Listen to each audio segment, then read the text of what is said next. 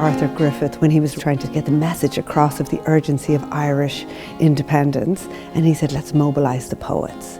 Because he knew artists could tell stories, could communicate in the most intimate and powerful level to kind of think a society anew. It was down by the Glenside, I met an old woman. The term self-determination really comes into use after the First World War. Or the end of all of these imperial territories, we begin to see a kind of logic emerging around nation-states that would be organised along ethnic lines. And that really becomes the guiding principle for how Europe is divided. Glory, oh, glory, oh, to the bold Fenian men. The visual aesthetics of national identity is a construct. Artists mine their histories to find tropes and ideas and mediums and images that can be used to construct this image of a national identity through things like monuments, enormous statues, the design of the money, the stamps. In many ways, artists create the framework for this new map of Europe. As we look back and think of the emergence of the Free State, there's a sort of logic that seems to suggest they were inevitable and that the shape they took was inevitable. But actually, when we look at the period, there are a huge number of competing interests, new citizenships, new electorates, all of whom want a different country to emerge, or all of whom want to see themselves reflected in this new state.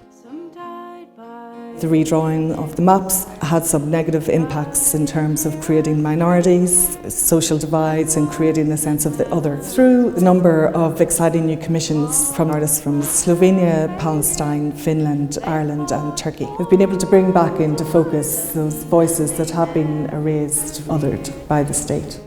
Glory, oh, to the bold Fenian men.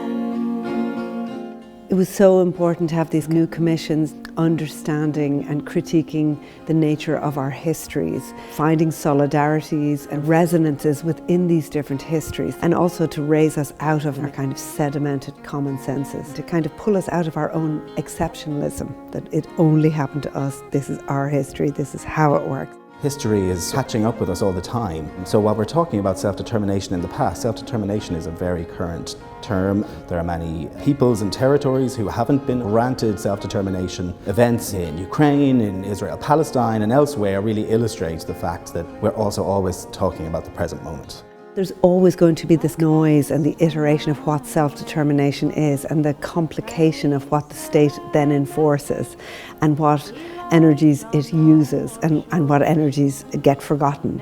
And that's what a moment like this is kind of about. This exhibition is a kind of construction of history. It's a storytelling. So it's a big exploration of all of that creativity, some of which is the imagination of a new state and some of which is actually a thinking, well, this isn't the state we wanted. Glory, oh,